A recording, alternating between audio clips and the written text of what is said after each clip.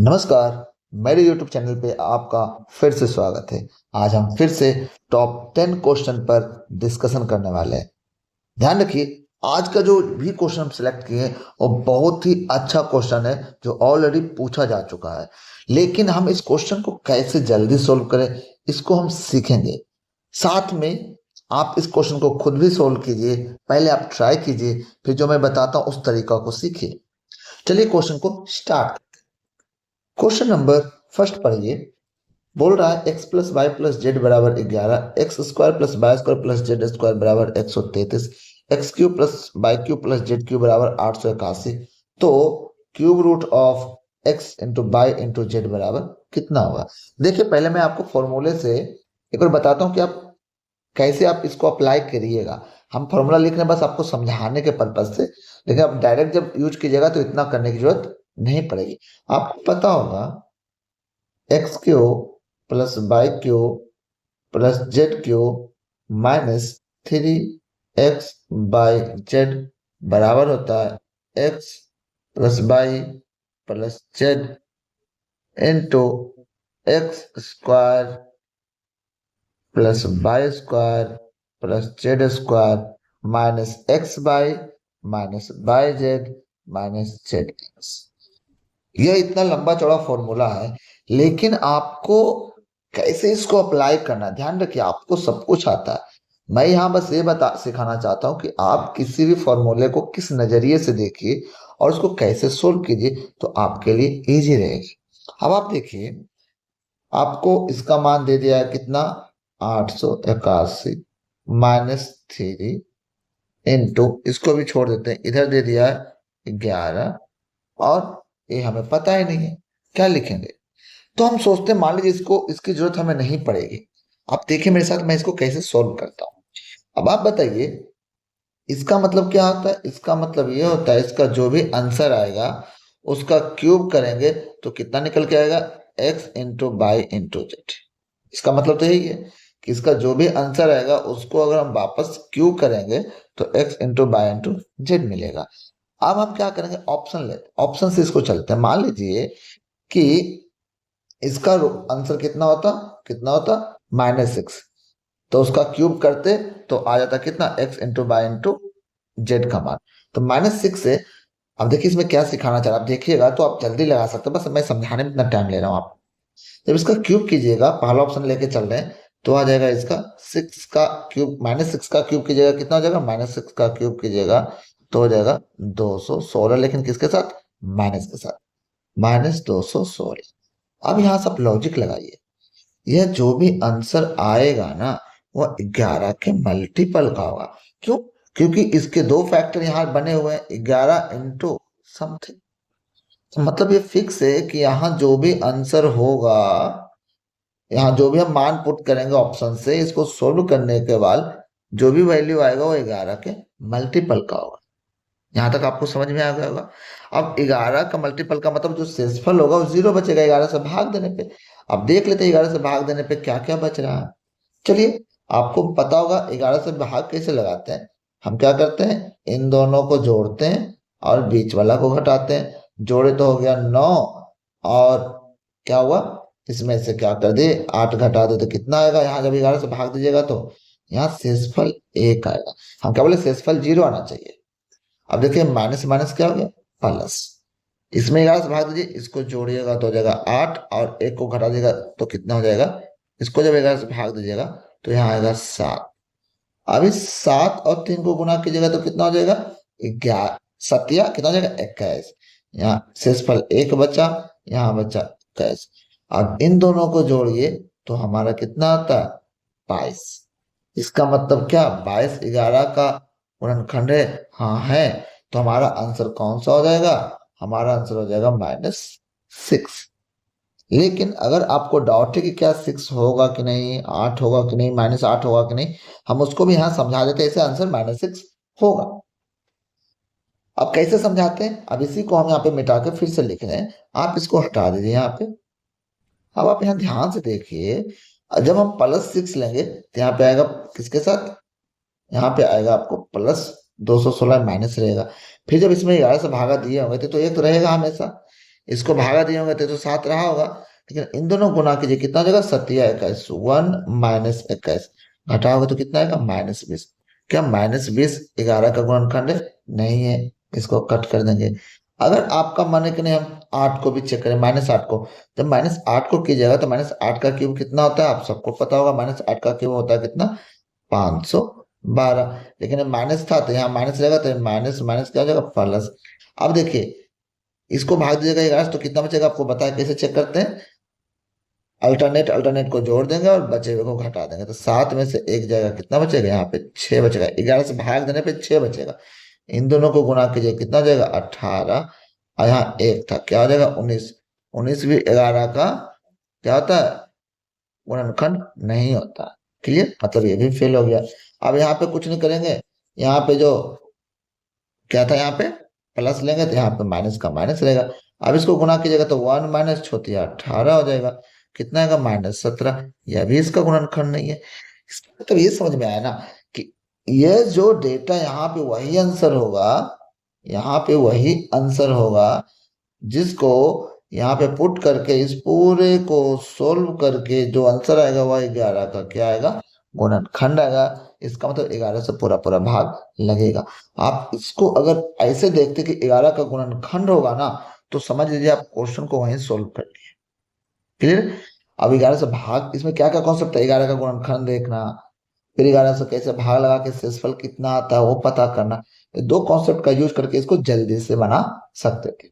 आशा करते हैं आपको समझ में आया होगा, और आप एक बार खुद भी ट्राई कीजिए इसको सोल्व करने का, तो आपको और ज्यादा समझ में आएगा। चलिए नेक्स्ट क्वेश्चन की ओर बढ़ते हैं। ये क्वेश्चन क्या बोला गया है इसमें, थोड़ा एक बार पढ़ के देखते हैं। बोला एक त्रिभुज एबीसी में भुजा AB बराबर 16, AC बराबर 63 और BC बराबर 65। बोला ए से एक सीधी रेखा AM भुजा BC के मध्य बिंदु M पर खींची गई, तो M की लंबाई बताओ। मतलब मोटा मोटी क्या बोला, एक त्रिभुज ले लो ABC, इसकी लंबाई AB का दे रखा है, AC का दे रखा है और BC का दे रखा है। बोला A से BC पर एक क्या खींचो, रेखा खींचो जो M पर कट करती है और ये इसको एक दूसरे से विभाजित करते हैं, मतलब समद्विभाजित कर रही है M बिंदु। तो आपसे पूछा गया कि बताइए AM की लंबाई कितनी होगी।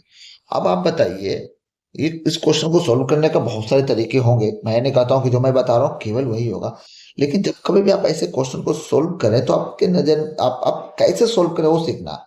मैं नहीं बोल रहा हूँ कि यही तरीका होगा, लेकिन आपका नजरिया क्या होना चाहिए जब भी आप इस तरह का क्वेश्चन सोल्व करें। तो प्लीज आप ध्यान ये रखिए कि त्रिभुज कैसा है, किस टाइप का त्रिभुज दिया है।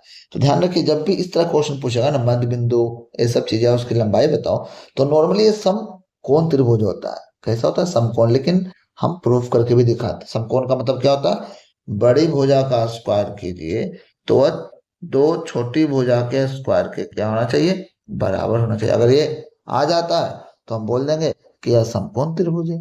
लेकिन आप ही बताइए, क्या हमें 65 का स्क्वायर पता है, 63 का स्क्वायर पता है, 16 का तो पता है, लेकिन अब इसी को दूसरे नजरिए से देखें। हम क्या बोले कि हम आप कैसे सोचते हो मैं बताता हूँ। हम इसको इधर ले आते हैं तो क्या हो जाए, 65 का स्क्वायर माइनस 63 का स्क्वायर अगर हमें 16 के स्क्वायर के बराबर आता तो भी हम कहेंगे कि यह एक समकोण त्रिभुज है। क्लियर। केवल ये कंडीशन सेटिस्फाई नहीं, अगर ये कंडीशन सेटिस्फाई होगा तो ये कंडीशन भी सेटिस्फाई होना चाहिए। अब इसको सोल्व करना आसान था। ए स्क्वायर माइनस बी स्क्वायर के फॉर्मूले पे दोनों को जोड़ेंगे और फिर दोनों को हटा के गुना कर लेंगे, ए प्लस बी इंटू ए माइनस बी। जब इन दोनों को आप ए प्लस बी कीजिएगा तो कितना हो जाएगा, 128। और जब इन दोनों को ए माइनस बी कीजिएगा तो कितना हो जाएगा, 2। अब देखिए इसको कितना लिख सकते हैं, 128 को क्या लिख सकते हैं, 64 दूना कितना होता है 128 इंटू 2 हो गया। अब यहाँ पे क्या हो जाएगा, ए हो जाएगा 8 का स्क्वायर, ए हो जाएगा 2 का स्क्वायर। अब ध्यान से देखे तो कितना का स्क्वायर है, 16 का स्क्वायर। इसका मतलब दोनों आपस में क्या है, बराबर है। इसका मतलब बोल सकते हैं कि जो बड़ी भुजा है वह कर्ण हो जाएगी, यह एक समकोण त्रिभुज बनेगा। तो आप इस मेथड को भी सीखिए तो जल्दी से आप चेक कर सकते हैं समकोण त्रिभुज है कि नहीं है। तो हमें समझ में आ गया कि एक समकोण त्रिभुज है जिसमें बीसी सबसे बड़ी भुजा है। इसका मतलब यह जो बनेगा, यह हो जाएगा इससे ए बी सी, बीसी की लंबाई दे दिया इसने 65 सेंटीमीटर, और ए बी की लंबाई दे दिया उसने 16 सेंटीमीटर, और एसी की लंबाई दे दिया उसने 63 सेंटीमीटर। अब ये क्या बोला है, अब ये बोल रहा है कि यहां से, यहाँ 90 डिग्री कौन है, यहां से एक रेखा खींचे जो बीसी को एम पर काटती है और ये दोनों आपस में बराबर है, ऐसा उसने बोला है। तो पूछा है इसकी लंबाई कितनी होगी, एम की लंबाई कितनी होगी। अभी भी बताता हूँ, यहां तक बनाने के बाद भी आधा बच्चों को नहीं समझ में आएगा इसको कैसे सॉल्व करें। अब एक नया कॉन्सेप्ट आप सीखिए कि बताना क्या चाह रहा है। अगर आप पढ़े होंगे ज्योमेट्री तो आपको पता होगा। मान लीजिए ये एक क्या है, एक सेकेंड, मान लीजिए कि यह एक क्या है, वृत्त। क्लियर। अब ये एक वृत्त है तो यह इसकी एक बिंदु है, केंद्र बिंदु, यह इसकी केंद्र बिंदु है। तो आपको पता होगा कि अर्धवृत्त पर से अगर कोई भी परिधि पर कोण बनाते हैं तो वो हमेशा कितना होता है, 90 डिग्री। वो हमेशा 90 डिग्री होता है। अर्धवृत्त का कोण अगर बनाते हैं परिधि पे तो हमेशा 90 होगा।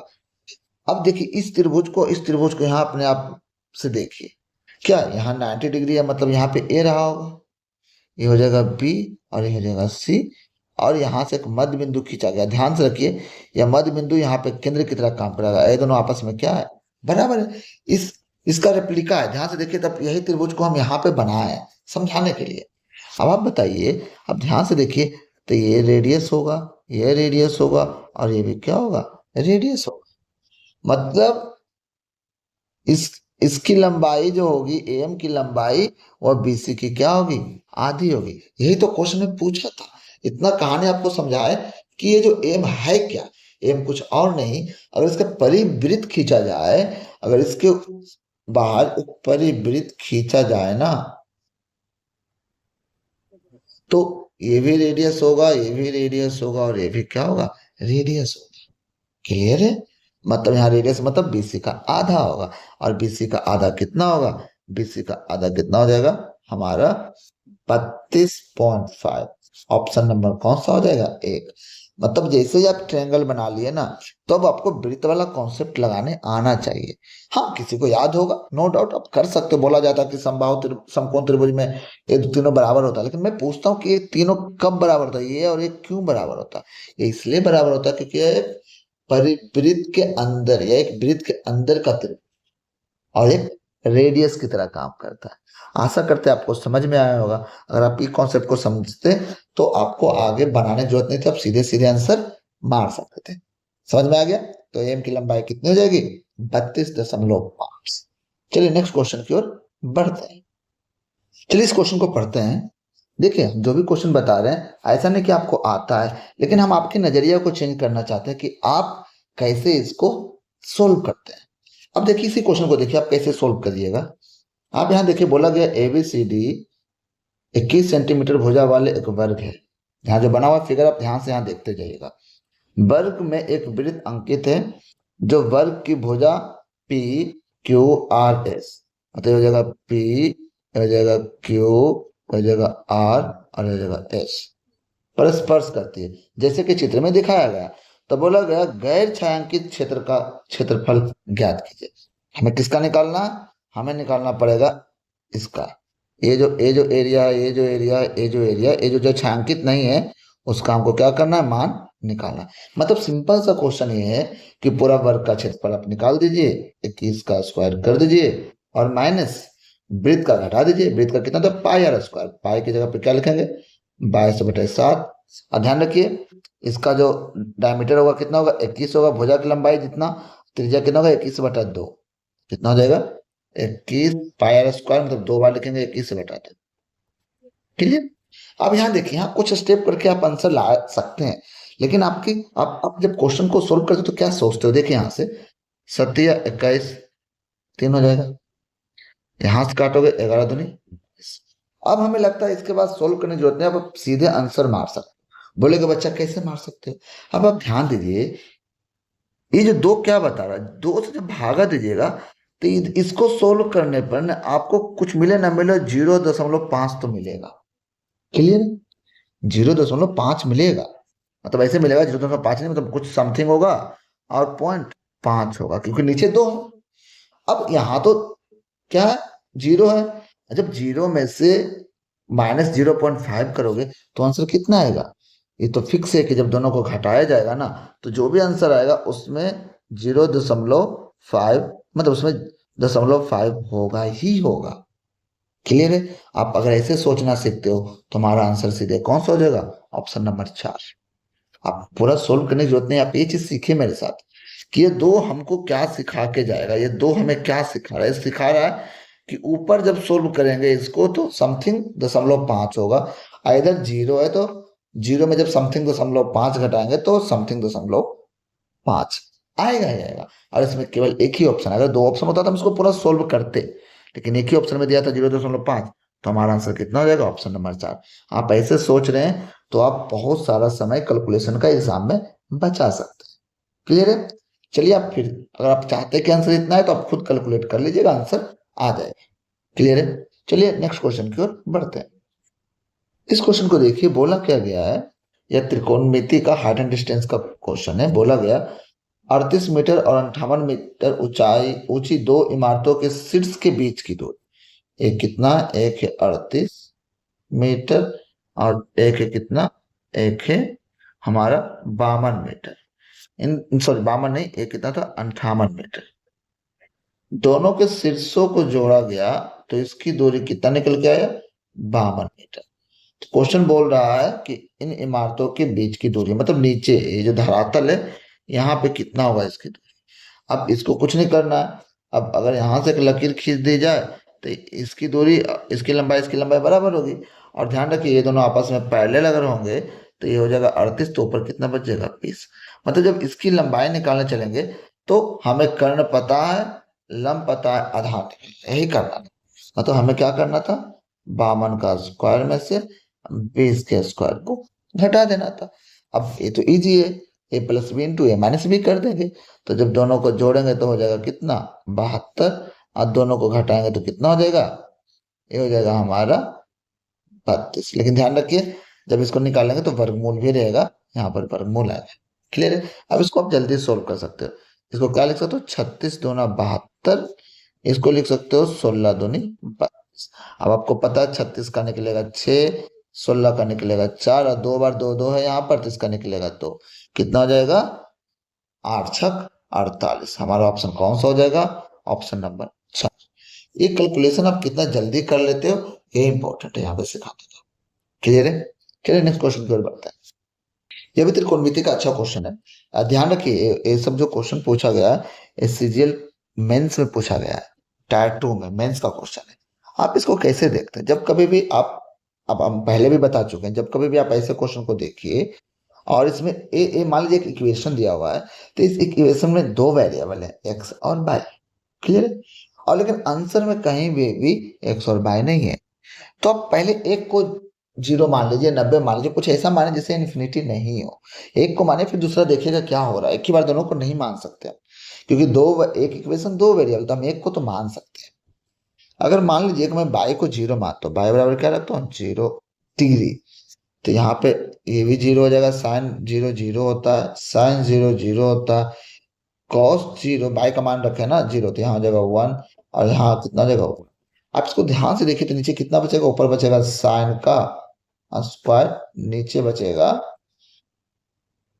cos x +1 into 1 minus cos x।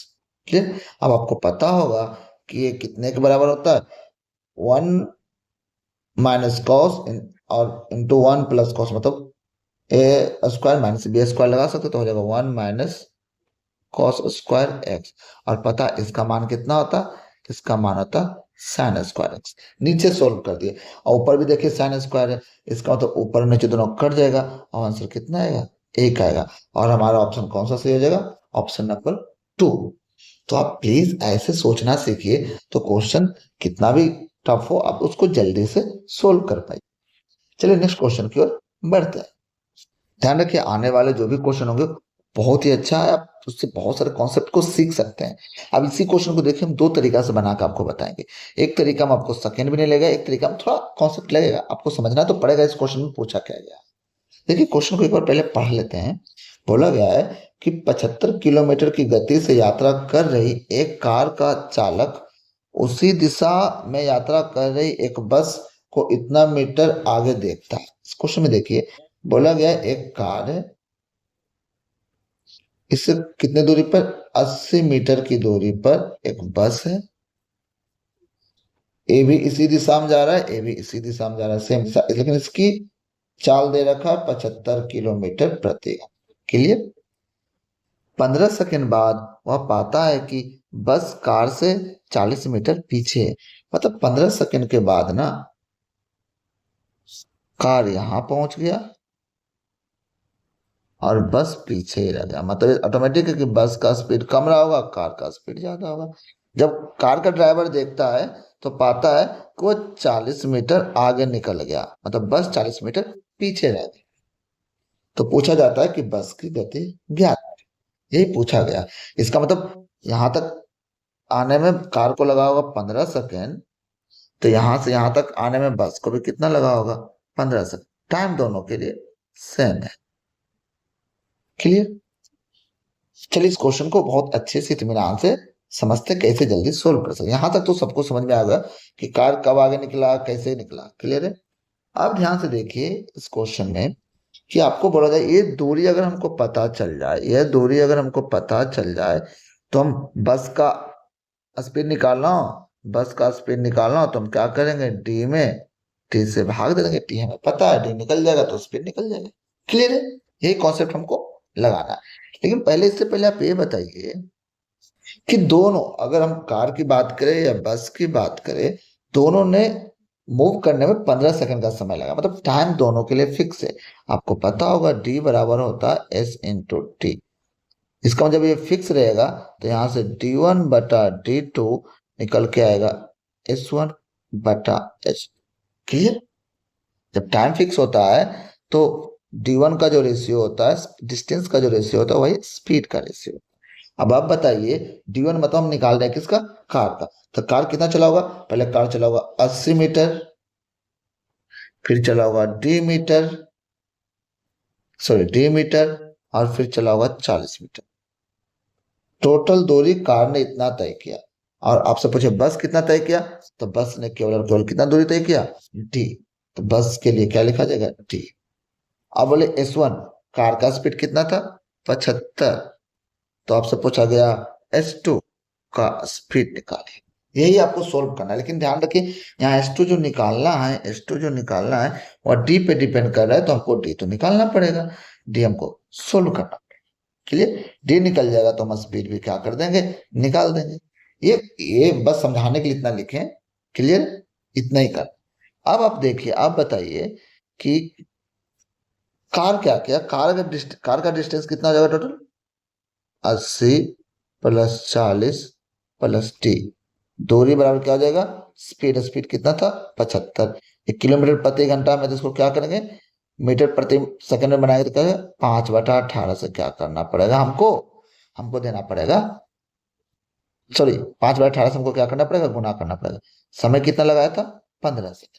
अब यहां से हम डी निकाल सकते हैं। सबसे पहले इसको काटिए, 3 से काटिएगा तो 5, 3 से काटिएगा तो 6। फिर आप काटिए इसको, इसको 3 से काटिएगा 2, इसको 3 से काटिएगा तो कितना हो जाएगा, 25, हो जाएगा 25। अब इसको बस सोल्व करना। अब इधर देखो कितना हो जाएगा, आप जब इधर सोल्व कीजिएगा हो जाएगा 120 प्लस टी बराबर, उधर गुना कीजिएगा, 25×5 तो कितना हो जाएगा, 625 क्या हो जाएगा, 2। यही निकलेगा। अब यहां से आपको क्या करना, डी का मान क्या कर देना, निकाल लेना। जब आप डी का मान निकाल चलेगा तो क्या हो जाएगा, 625/2 -120। क्लियर है। हम इसको मिटा रहे हैं। अब यहाँ पे देखिए, यहाँ जो डी होगा वह कितना हो जाएगा, 625 -240 और बटा कितना हो जाएगा, 2। अब ऊपर घटाएगा 625 में से 240, तो आपको आ जाएगा 300 50 कितना हो जाएगा 385/2। क्लियर। अब आपको बताए थे कि आपको यह जो दूरी निकालना है यह कैसे निकलेगा। नहीं, यहाँ इसका स्पीड जो निकालना है बस का स्पीड कैसे निकलेगा, डिस्टेंस बटा टाइम। डिस्टेंस हमें कितना मिल गया 385/2 मीटर में, ध्यान रखिए, और बटा टाइम कितना है यहाँ पे 15 सेकेंड। इसका मतलब ये जो स्पीड निकल रहा है वो मीटर प्रति सेकंड में निकला, लेकिन हमें आंसर में क्या पूछा, किलोमीटर प्रति घंटा में। ध्यान रखिए ये जो मेथड बता रहे हैं फिर हम दूसरा मेथड बताते हैं। मेथड नहीं, वो एक तरीका है कि आप कैसे देखते हो किसी चीज को। तो अब इसको क्या करना पड़ेगा हमको, 18/5 से क्या करना पड़ेगा, गुणा करना पड़ेगा, तो किसमें बदल जाएगा, किलोमीटर प्रति घंटा। क्लियर। अब इसको काटना है और उसके बाद आंसर आपका निकल के आ जाएगा। अब आप देखिए कैसे इसको देखिएगा, यहां से काटिए, इसको काटते हैं इससे। सबसे पहले तो आप क्या कीजिए, यहां से 2 से काटिए, एक कटेगा 9। क्लियर। और आप फिर काटिए 3 से, तो ये कटेगा 3 और ये कटेगा 5। क्लियर है। आप 5 से ऊपर काट सकते हैं। 5 से जब आप काटिएगा तो यहाँ कितना हो जाएगा, 5 से जब ऊपर काटिएगा तो ये हो जाएगा हमारा 5 सत्ते 35 और 5 सत्ते। क्लियर है। अब इसके बाद आप देखिए, आप इसके बाद इसको सोल्व करिएगा तो कितना, इसको ऊपर ऊपर गुना कीजिए। जब ऊपर गुना कीजिएगा तो आपका हो जाएगा 7 हाथ में 2 7 तो क्या हो जाएगा 23, और बटा नीचे कितना हो जाएगा 5। जब इसको भागा दीजिएगा तो कितना लगेगा, देखिए 5 चौके 20, 3 और 31 बचेगा, 5 छक्के हो जाएगा 30, फिर 1 बचेगा तो 5 दूनी हो जाएगा 10। हमारा आंसर कौन सा हो जाएगा, हमारा आंसर हो जाएगा ऑप्शन नंबर 4, 46.2। लेकिन अब इसमें क्या था, आपको कॉन्सेप्ट समझा, आप कैलकुलेशन जितना जल्दी कर सकते, हम समझाने के लिए इतना काट के बता रहे हैं। लेकिन एक और तरीका बताते हैं कि आप इसको कैसे सोच सकते थे। क्लियर है, यहाँ तक आपको समझ में आया होगा। इसको अब हम डिलीट करते हैं और बताते हैं कि और दूसरा तरीका है, तो आप प्रॉपर मैथमेटिकली आप कैसे सोल्व कर, बस आपको कैलकुलेशन फास्ट करके इसको कर सकते। अब देखिए मैं समझाता हूँ क्या हो सकता है। चलिए यहां से आप एक बार देखिए, हमें यहां से जो स्पीड निकालना था, स्पीड निकालना और क्या निकलता, डी बटा टी। लेकिन ध्यान रखिए ये जो डी है यह है मीटर में, और जो टाइम दे रखा है 15 सेकेंड वो है सेकेंड। तो सबसे पहले आप इसको किसमें बदलिए, किलोमीटर प्रति घंटा। तो यहाँ हो जाएगा 18 और यहाँ हो जाएगा 5, अभी हो जाएगा किलोमीटर प्रति घंटा। यही आएगा इसका आंसर, ये तो क्लियर है। लेकिन यहाँ टी की जगह पर उसने टाइम दे रखा है कितना, सेकंड मेथड बता रहे हैं, आप इसको कैसे सोच सकते हैं। यहाँ हो जाएगा 15। क्लियर। आप यहाँ सोचिए, यहाँ 3 से कटेगा 3 5 15, और यहाँ 3 से कटेगा तो हो जाएगा 3 6 18। क्लियर है। आप एक ही तो क्लियर है। आप अगर ध्यान से देखिए तो जो भी इसका स्पीड आएगा, आंसर जो भी आएगा वह 6 के मल्टीपल का होगा। 6 के मल्टीपल का मतलब 2 का मल्टीपल होगा और 3 का भी मल्टीपल होगा, मतलब 2 से भी कटने वाला होगा और 3 से भी।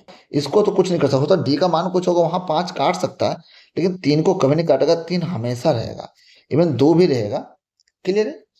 अब आप सोचिए कि इसका मतलब होगा 2 और 3 का मल्टीपल होगा, मतलब संख्या 3 से भी कटने वाली होनी चाहिए, 2 से भी कटने वाली होनी चाहिए।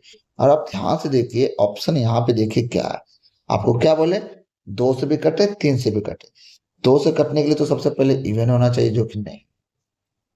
अब 3 से कटने के लिए यहाँ देखिए 4 4 8 और 2 10, ये नहीं कटेगा। यहाँ देखिए 6 4 10 2 12, ये कटेगा। ये 2 से भी कटेगा और 3 से भी कटेगा। तो कभी कभी आप ये लॉजिक लगाइएगा तो क्वेश्चन को आप बहुत जल्दी सोच सकते थे बिना डी निकाले। मतलब जो आपके पास डेटा है उस डेटा से आप कैसे उसको कैलकुलेट कर सकते हो। बहुत तो बोला हो सकता कभी गलत हो, नहीं होता। आप अगर लॉजिक सही लगाया होगा ना तो कभी नहीं होगा, हमेशा सही ही जाएगा। क्लियर है। चलिए ऐसा करते हैं कि सेकंड मेथड भी आपको समझ में आया होगा कि कैसे आप मल्टीपल या फिर गुणनखंड ये सब सोच सकते हैं। चलिए नेक्स्ट क्वेश्चन की ओर बढ़ते हैं। ये क्वेश्चन को देखिए क्या बोला गया इसमें, दो वस्तु ए और बी के क्रय मूल्य का अनुपात 4:5 है। इन वस्तुओं को बेचने पर दुकानदार को वस्तु ए पर 10% और वस्तु बी को 20% का लाभ होता है। उनके विक्रय मूल्य का अंतर अगर दे रखा है 480 रुपया, तो वस्तु ए और बी के क्रय मूल्य का अंतर ज्ञात। अगर आप ध्यान से देखिए तो इसमें क्या क्या है ना, ए और बी दो अलग अलग वस्तु है, दोनों का क्रय मूल्य का अनुपात दे रखा है 4:5। ये सीपी का अनुपात दे रखा। अब बोला गया इसमें कितने प्रतिशत का उसको प्रॉफिट हो रहा है, उसको हो रहा है 10% का प्रॉफिट, और इसमें कितना हो रहा है, उसको 20% का प्रॉफिट हो रहा है। ध्यान रखिए जब भी आपको ऐसा क्वेश्चन मिले तो आप कैलकुलेशन कैसे करेंगे। 4 से तो 10% निकालना मुश्किल है। रेशियो में तो हम इसको बढ़ा सकते हैं, इसको हम 400 मान लेते हैं, कैलकुलेशन के लिए इसको 500 मान लेते हैं। रेशियो में अभी भी कोई फर्क नहीं पड़ेगा, अभी भी 4:5 ही। अब बताइए 10% अगर इंक्रीमेंट हुआ तो 400 का 10 कितना होगा, 40। मतलब जो इसका एसपी होगा वो हो जाएगा 440। और यहाँ 20% मतलब 50 हो जाएगा 10%, 100 हो जाएगा 20%, मतलब यहाँ कितना हो जाएगा 600। इसका क्या हो जाएगा, हमारा हो जाएगा 600, इसका बी का एसपी हो जाएगा। क्वेश्चन में एसपी का अंतर दे रखा है, यहाँ से एसपी का अंतर कितना हो जाएगा, यहाँ से देखो तो 160 अंतर आता है। इसका अंतर क्वेश्चन में दे रखा है 480, मतलब एक का कितना हो जाएगा, यहाँ हो जाएगा। ठीक, अब वो क्या बोला, बोला दोनों के क्रय मूल्य का अंतर, यहां से दोनों के क्रय मूल्य का अंतर कितना, 100 रुपया। तो एक का मान अगर 3 है तो 100 का मान कितना हो जाएगा, 100 का मान हो जाएगा 300।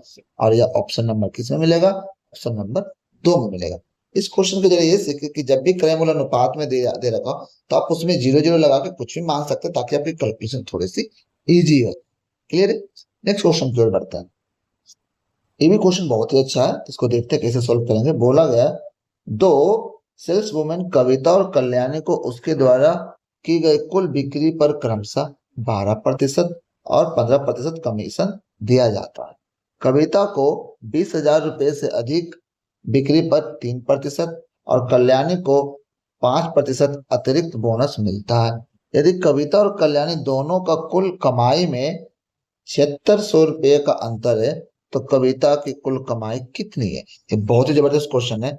आप इस वीडियो को पॉज कीजिए, पहले आप इसको सोल्व कीजिए। आप बताइए इसको कैसे सोल्व करते हैं, बोले थे ना एंड में आपको बहुत ही अच्छा अच्छा क्वेश्चन मिलेगा। अब आप बताइए इसको कैसे सोल्व करते हैं, कितना आंसर आता है आप कमेंट कर सकते हैं। चलिए इस क्वेश्चन को हम बताते हैं कैसे सोल्व किया जा सकता है। पहले हम आपको इसकी थोड़ी सी बेसिक समझाते हैं। मान लीजिए, समझा रहे बस बेसिक थोड़ी सी, कि कविता के बारे में एक बार देख लेते हैं। कविता क्या कर रही थी यहाँ पे।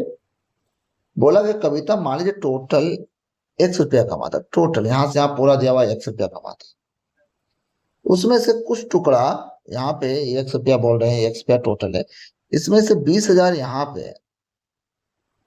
20,000 से इधर ये कितना कमाता है, 12%। 20,000 से इधर भी ये 12% ही कमाता है, लेकिन 3% उसको एक्स्ट्रा और भी मिल। इसका मतलब ये हो गया कि इस तरफ देखा जाए तो टोटल कितना कमा रही है, 15%, और इस तरफ तो 12 है। इसका मतलब अगर हम इसको 15 बना दें तो कोई दिक्कत नहीं होगा, टोटल पे 15% हो जाएगा। लेकिन जो 20,000 तक में उसको क्या करना पड़ेगा, 3% क्या करना पड़ेगा कम। 20,000 में 20,000 तक मतलब 20,000 में हमको 3% हटाएंगे तो इस पार्ट में भी क्या रहेगा, 15 - 3 करेंगे तो अभी भी क्या रहेगा, 12% ही रहेगा। ये इसका कॉन्सेप्ट था। मतलब क्या मान लिए, टोटल पे वैसे ही क्या हो जाएगा, किसके क्या नाम था, कल्याणी के लिए। कल्याणी के लिए देखिए, कल्याणी के लिए देखिएगा तो टोटल पे क्या हो जाएगा, पहले कितना था 15%, उसको बोनस कितना मिल रहा है 5। हम मानते टोटल पे 20 मिल रहा होगा, टोटल पे कितना मिल रहा होगा 20%। तो 20,000 से कम पे अभी भी उसको कितना मिल रहा होगा, उसको मिल रहा होगा 15%, मतलब 5% कम मिलेगा। कहाँ तक, 20,000। 20,000 के बाद ठीक है ना, यहाँ तक का कैलकुलेशन हम बोल सकते हैं कि यहाँ तक हम 20,000 आए, लेकिन इसके इधर कितना गए हमको पता ही नहीं है, वैल्यू नहीं पता है। तो अब देखिए इसको कैसे सोल्व करेंगे। मान लेते हैं कि टोटल उसका परसेंटेज कितना कमा रही है, वो कमा रही है 12% उसको मिल रहा है और 3% को बोनस। 15% टोटल पे कमा रही है, लेकिन 20,000 तक में उसको क्या करना पड़ेगा, 3% कम करना पड़ेगा। 20,000 तक तो 12% ही था, तो 20,000 में उसको 3% क्या करना पड़ेगा, कम करना पड़ेगा। तो ये कितना हो जाएगा, अगर इसको सोल्व करोगे, इसको सोल्व करोगे तो होगा, यहाँ से 0 0 कर जाएगा, परसेंटेज कर जाएगा और हो जाएगा 600। कितना जाएगा यहाँ तक, 600। और कल्याणी के बारे में देखो तो वो कमा रही थी 15%, उसको बोनस मिला 5%। मतलब टोटल पे अगर 20% कमा रही होगी, 20% टोटल पे कमा रही होगी, तो इसका मतलब जो होगा वो 20,000 तक में उसको 5% कम करना पड़ेगा। तो ना 20,000 से कम 15% मेंटेन रहेगा। तो यहाँ से अगर काटोगे 0 0 कटेगा, परसेंटेज क्या हो जाएगा 1,000। कितना जगह यहाँ पे 1। ये हुआ क्या होता है, कविता का टोटल कमाई, ये हुआ कल्याणी का टोटल कमाई। दोनों का अंतर निकालिए।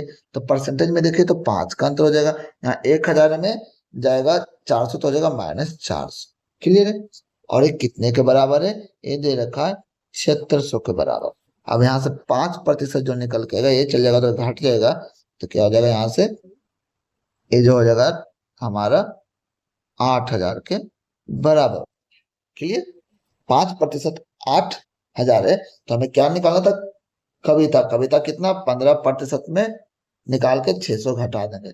तो इसका 15% निकालेंगे, जिसका मतलब इसमें 3 से गुना किए होंगे। तो इसमें भी 3 से गुना करेंगे, कितना हो जाएगा 24, नहीं 24,000 हो जाएगा। अब ध्यान रखिए इसमें 600 हमको घटाना भी है। 600 जब घटा देंगे इसमें, तो इसका कुल कमाई निकल के आ जाएगा, किसका, कविता। कितना हो जाएगा 23,400 रुपया। और हमारा ऑप्शन कौन सा आ जाएगा, ऑप्शन नंबर 4। बहुत ही अच्छा क्वेश्चन था। ऐसे क्वेश्चन को आप जरूर बनाया कीजिए। और ध्यान ध्यान रखिए आईसीआर का क्वेश्चन, आप आईसीआर क्वेश्चन को भी बनाया कीजिए, जिससे आप कॉन्सेप्चुअल क्वेश्चन को भी आप सीख सकते हैं। आशा करते हैं कि आपको समझ में आया होगा ये कैसे आया 600 और कैसे आया 1,000। अगर आप ये समझ गए तो आप क्वेश्चन को सोल्व कर लीजिएगा। चलिए नेक्स्ट क्वेश्चन की ओर बढ़ते हैं। ये भी देखिए आईसीआर का क्वेश्चन है, बहुत ही अच्छा क्वेश्चन। आप कमेंट करके बताइए आप इसको कैसे सोल्व किए। ध्यान रखिए इसमें बोला क्या गया है, क्वेश्चन एक बार पढ़ लेते हैं। बोला गया 3 आम 4 सेब का कुल मूल्य कितना, 160 रुपया। यदि एक आम का मूल्य 20% बढ़ जाता है और एक सेब का मूल्य 20% कम हो जाता है, तो बोला गया 5 आम 7 सेब का कुल मूल्य 260 रुपया है, तो एक आम 2 सेब का मूल्य ज्ञात। क्लियर। पहले तो देखते हैं कि मूल्य बढ़ा तो क्या फर्क पड़ा, मूल्य घटा तो क्या फर्क पड़ा। पहले परसेंटेज जो दिया उसको समझते हैं। देखिए यहाँ पे हम बात करते हैं मैंगो। आप इसको बनाने के पहले खुद ट्राई कीजिए, फिर मेरा सोल्यूशन देखिए। 20% का मतलब हो जाता है 1/5। और ये इंक्रीमेंट हुआ है, इसका मतलब पहले जो रहा होगा और रहा होगा 5 रुपया दाम, तो बाद में बढ़ के क्या हो गया, बाद में हो गया होगा 6 रुपया।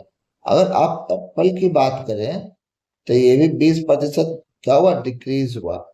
इसका मान 1/5। अगर पहले 5 रुपया का रहा होगा तो बाद में कितना का हो गया होगा, 4 रुपया का। बस यहाँ तक तो ठीक है, हम परसेंटेज का यूटिलाइज कर। अब क्वेश्चन में जो दिया गया उसको देखते हैं। बोला गया पहले कंडीशन में अगर आप ध्यान से देखिए, पहले कंडीशन में बोला गया 3 आम खरीदा, तो 3 आम का दाम कितना हो जाएगा, 5 या 15 रुपया। और 4 सेब खरीदा तो 5 के 20 रुपया। लेकिन यह कितना रुपया के बराबर था, 160 रुपया। दूसरे कंडीशन में देखते हैं। इस दूसरे कंडीशन में बाद में क्या हुआ, मतलब बाद में उसने 5 आम खरीदे, तो 6 × 25 = 30 रुपया। और प्लस उसने 7 एप्पल खरीदे, 7 × 4 = 28। और यह कितने के बराबर हो जाता है, ये हो जाता है 260 के बराबर।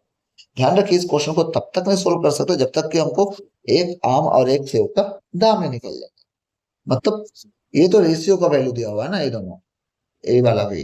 तो आपको एग्जैक्ट वैल्यू निकालना पड़ेगा। क्लियर। अब आप बताइए कि यह जो दिया हुआ डेटा इधर 30 इधर 60, ये 260 के बराबर होना चाहिए।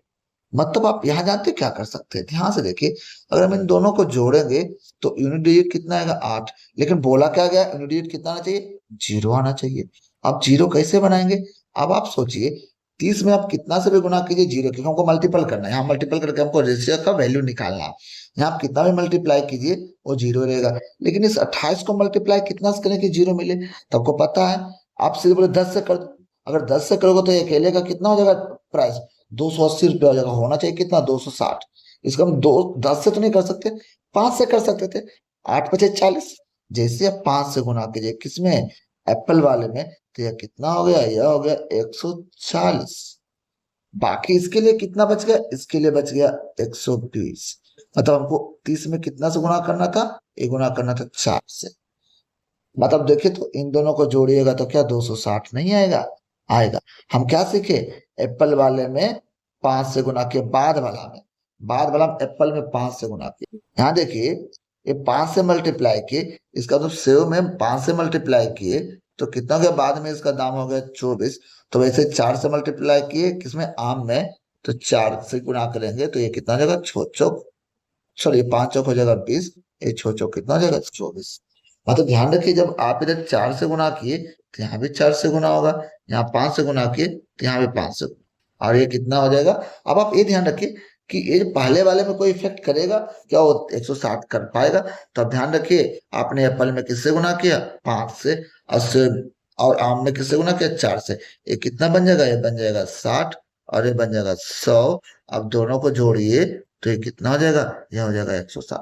सेटिस्फाई करना, अगर दोनों सेटिस्फाई नहीं करेगा तो हम कुछ और सोचते हैं। तो यहाँ देखिए हम इस 28 से चलना शुरू किए और यहाँ पे वेरीफाई कर दिया कि जो हम यहाँ माने हैं वो सही है। इसका मतलब पहले जो आम का दाम था वो 20 रुपया था और सेब का दाम था वो कितना था, 25। आपको क्या पूछा, एक मैंगो और 2 एप्पल का दाम, तो यहाँ हो जाएगा 20 और यहाँ कितना हो जाएगा 50, आंसर कितना हो जाएगा 70 रुपया। आशा करते कि आपको समझ में आएगा, ऑप्शन नंबर कौन सा हो जाएगा, ए। आप ऐसे सोचेगा, मतलब समझाने के लिए आप खुद कीजिएगा तो फटाफट कर लीजिए। क्लियर, आशा करते हैं आप कैसे बनाएंगे, आप एक्स वाई मान के बनाएंगे तो भी बनेगा, लेकिन वो लॉन्ग प्रोसेस है, आपको सोल्व करना पड़ेगा। यहाँ सोल्व करने की जरूरत है, यहाँ थोड़ा दिमाग लगाना था कि हमको यूनिट डिजिट को जीरो कैसे बनाना है।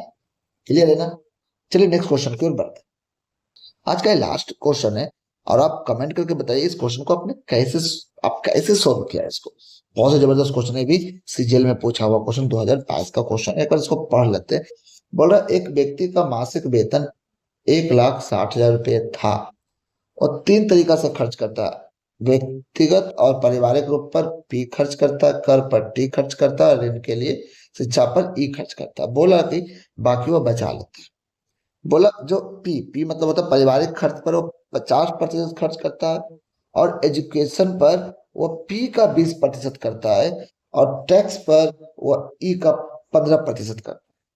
बोला बाद में उसका वेतन 30% से बढ़ जाता है तो उसके पी का जो पारिवारिक खर्च था उस पर कोई फर्क नहीं पड़ा, वो परसेंटेज सेम ही रहा, प्रतिशत पे कोई फर्क नहीं पड़ा, लेकिन जो एजुकेशन पे खर्च था वह पी का 30% हो जाता है और जो टैक्स का खर्च था वह ई का 20% हो जाता है। तो दोनों बचतों का योगफल क्या होगा ना, पहले कितना बचाता था और अब कितना बचाता है, दोनों का योगफल का योगफल बताइए। आप इस क्वेश्चन को करके देखिए प्लीज, परसेंटेज का बहुत ही अच्छा क्वेश्चन। आप कैसे सोचते हो ट्राई कीजिए, कमेंट कीजिए, मैं भी बनाता हूँ और आपको बताता हूँ आप कैसे इसको सोच सकते हैं। देखिए कैसे इसको सोच रहे हैं आपको समझाते हैं। जैसे हम ऑप्शन को देखें ना तो समझ में आए 0,0,0,0 सब में, मतलब यूनिट डिजिट से तो इसको सोल्व नहीं कर सकते, लेकिन जैसे अंतिम 2 डिजिट देखे तो समझ में आने लगा कि अंतिम 2 डिजिट से हम इसको सोल्व कर सकते हैं। क्लियर, इतना कॉमन सब में अलग अलग है तो हम सोल्व कर सकते हैं। देखिए पहले कंडीशन में क्या हुआ वो हम समझाते हैं और अब समझते हुए चलिएगा। हमारा जो वेतन था पहले कंडीशन में वो कितना था, 1,60,000। ध्यान रखिए जीरो कितने थे, 4। सबसे पहले ये टोटल था। अब हम खर्चा किस पे निकाल रहे हैं, सबसे पहले पी पर। हम इतना समझा रहे हैं, आपको करने की जरूरत नहीं पड़ेगी। जैसे आप पी पर गए कितना आपको करना है खर्च, आपको करना 50%। जब इसको सोल्व कीजिएगा तो इकाई पे कितने जीरो आएंगे, प्रतिशत से जो 2 जीरो तो कट जाएगा, उसके बाद आपके पास बचेगा 2 जीरो, लेकिन यहाँ 5 है, 5 वापस इधर गुना होगा तो 1 जीरो और क्रिएट हो जाएगा। तो आपको बचेगा यहाँ पे कितना, यहाँ पे आपको बचेगा 3 जीरो। क्लियर है, 2 जीरो कटेगा, सॉरी 4 जीरो, 50 पे तो 1 जीरो और था। क्लियर है, आपको 4 जीरो अंतिम में 4 जीरो बचे। हम अंतिम तो 2 डिजिट ही निकाल रहे हैं। अब क्या किया, ए हो गया, पी खत्म हो गया, पी का काम हम खत्म कर दिए। अब गए ई पे, ई क्या बोला, जो पी पे खर्च हुआ ना उसी का हमको 20% खर्च करना। तो इस टोटल का 20 मतलब हमको केवल जीरो काउंट करना है, तो इससे भी काम चल जाएगा। जो आया था ना पी का वो इतना आया था, इस पे जीरो करिए तो परसेंटेज से 2 जीरो तो जाएगा। अब 20 के पास एक और जीरो ऑलरेडी था तो ये 3 जीरो और इकाई पे बचेगा। अब बोला टैक्स पे खर्चा करने का तो 15%, 15%। अब आप बताइए जीरो जीरो करेंगे तो यह तो जीरो जीरो कट जाएगा। क्लियर, ध्यान रखिए ये 5 ऑलरेडी यहाँ पे गुना होकर यहाँ 4 जीरो दे चुका, लेकिन ये 2 अभी भी बचा हुआ है। तो यहाँ जो 5 है ये जब 2 में गुना होगा तो एक जीरो तो बचा, जीरो से 2 जीरो गया, एक जीरो बचा, और जब इससे गुना किए 5 से 2 में तो एक जीरो और। क्लियर। अब बताइए इन सबको जोड़ेंगे तो इकाई पे जो होगा और दहाई पे जीरो जीरो होगा, और जब इसको टोटल से अंतर करेंगे तो हमें अंतिम 2 डिजिट जीरो जीरो ही मिलेगा। ये टोटल खर्च हो गया, और खर्च में से इसको माइनस कीजिएगा तो अंतिम में 2 जीरो तो मिलेगा गारंटी।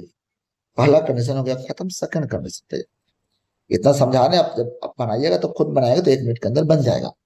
अब क्या बोला कि उसका वेतन जो है 30% से बढ़ गया, मतलब पहले उसका था 1,60,000, तो अब उसका कितना हो जाएगा 130% हो जाएगा, मतलब 130/100 मान लेते हैं, ऐसे 100 कर लेते हैं।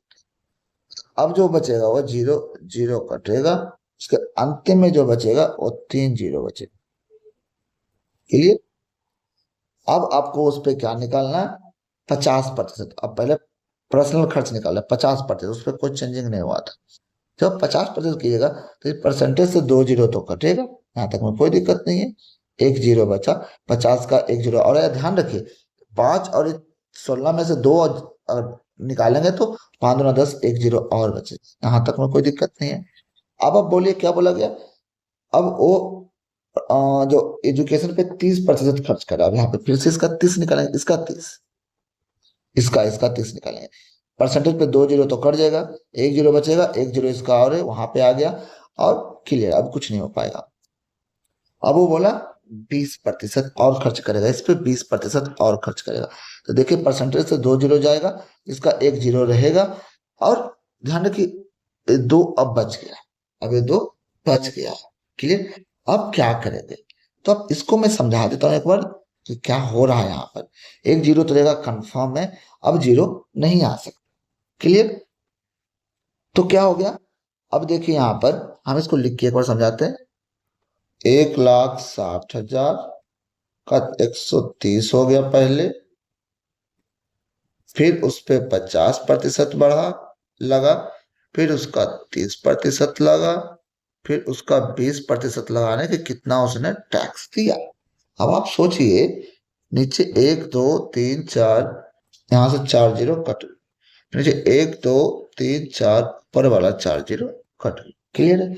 अब ये जो जीरो आया ये 5 दूनी 10, यही वाला जीरो यहाँ पे आ रहा है। क्लियर है। अब जो बाकी बच गया, यहाँ बचा 6, यहाँ बचा 3, इसको इकाई अंक निकाल रहे हैं यहाँ से। 6×18 8, 8×24, 8×24, यहाँ कितना जगह 4, मतलब जो अब यहाँ जो बचेगा, यहाँ बचेगा 40। अंतिम 2 कितने आएंगे, वो आएंगे 40।